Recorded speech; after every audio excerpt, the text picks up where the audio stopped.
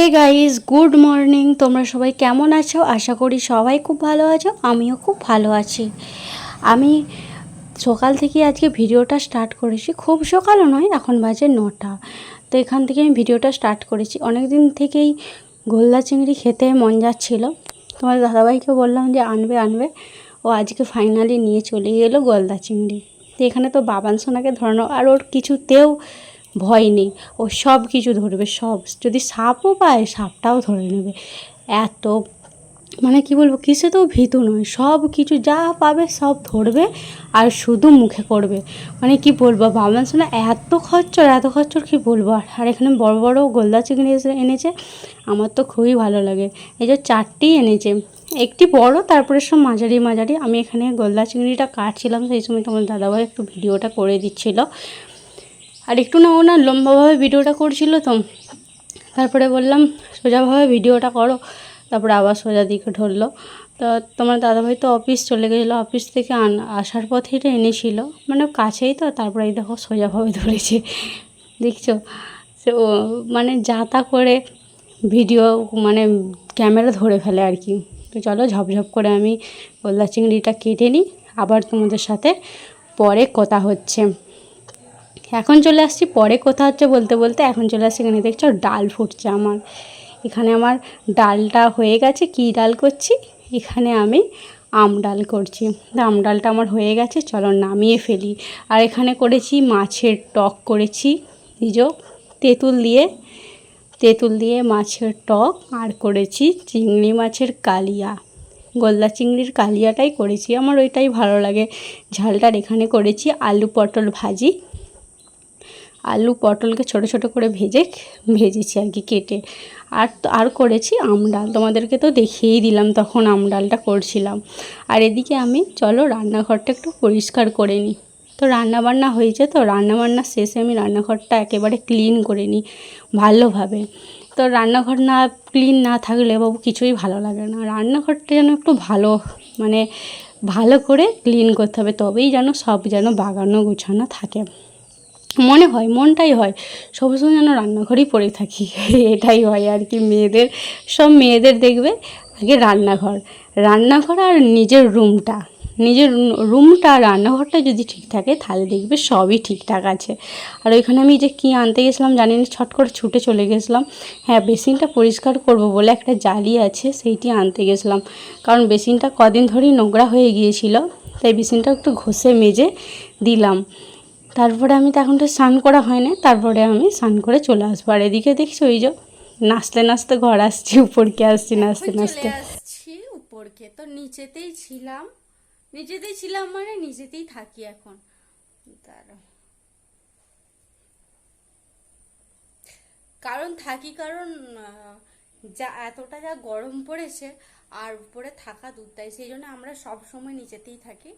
তো যাই হোক, তোমাদের সাথে একটু কথা বলতে এলাম। অনেক দিন তো কথা বলা হয় না, সেই রকম ভাবে কথা বলা হয় না, মানে প্রায় কথা বলা হয়ই না যাকে বলে। তাই কথা বলতে চলে এলাম। দেখছো এতটা ঘামছি, প্রচন্ড ভাবে ঘামছি। আরে কি বলবো। আর দুপুরবেলা আজ একটু শাড়ি পরে নিয়েছি কারণ কিছুদিন শাড়ি তো পরাই হচ্ছিল না, সেই জন্য আজ একটু শাড়ি পরে নিই। আর তোমাদের একটা জিনিস দেখাতে এলাম। দেখছো যে এই শাড়িগুলো, আমার এই শাড়িগুলো দেখাচ্ছি। এই যে এই শাড়িগুলো, মানে শাড়ির ওই আঁচলের যেই মোজা হয় যেগুলো, ওগুলো না আমার সেলাই ধরানো হয় না। তাই ভাবছি এই শাড়িগুলো একটু সেলাই ধরিয়ে নেবো, তাই সেলাই ধরাবো আর কি। সেই জন্য তোমাদেরকে ভাবলাম একটু দেখিয়ে দিই যে কি কি শাড়ি। দুটোই এটা সিল্কের শাড়ি আছে। আর এই যে এই ধারেগুলো দেখছো। দাঁড়াও, তোমাদেরকে ব্যাক ক্যামেরায় একটু ভালো করে দেখিয়ে দেব, তবু তোমাদেরকে এইভাবে দেখিয়ে দিলাম। আর একটা আছে এই হলুদ রঙের এই শাড়িটা। এই যে,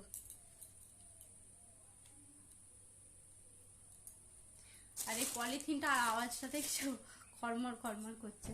দাঁড়াও, তোমাদেরকে ব্যাক ক্যামেরায় দেখাচ্ছি। দেখো আমি কোনগুলোর কথা বলছিলাম, এই যে দেখছো কেমন এই সুতো উঠে উঠে আছে, এগুলো আর কি শাড়িগুলো খুলে যাচ্ছে ফরফর করে আমার, মানে শাড়িগুলো পরেছি প্রায় 2-3 বার হয়ে গেল, শাড়িগুলো পরেছি, পরার পর কিন্তু আর পরতে পারছি না, কি বলবো। এই তো দেখছো এগুলো মানে সুতোগুলো ফরফর করে খুলে যাচ্ছে, এমন এত খুলে যাচ্ছে যে যত টানছি মানে কি বলবো, টেনেই যাচ্ছি সুতো। এই যে দেখছো কেমন, এই যে তোমাদেরকে হাতে করেও দেখিয়ে দিচ্ছি, এই যে এই পরিস্থিতি শাড়িটা দেখছো।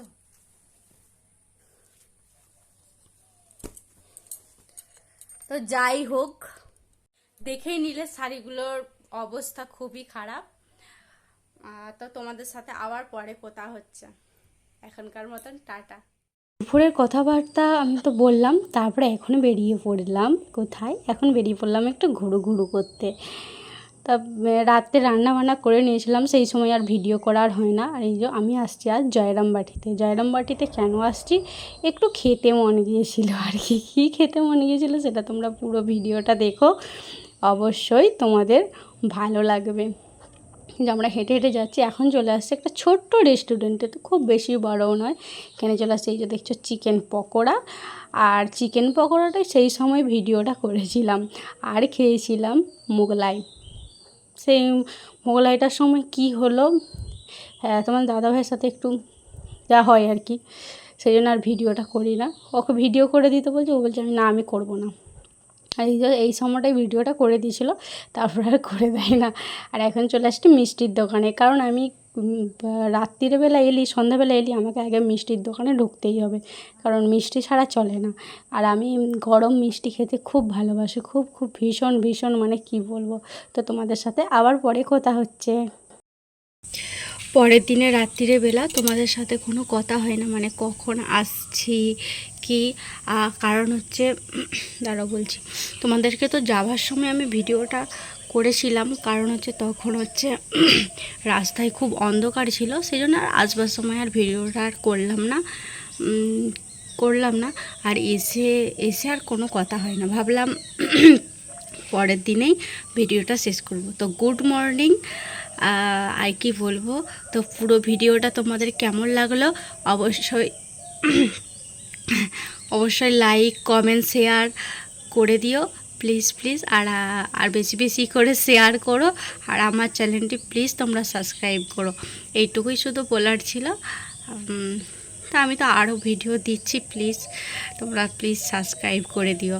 তো এখনকার মতন টাটা বাই বাই করছি।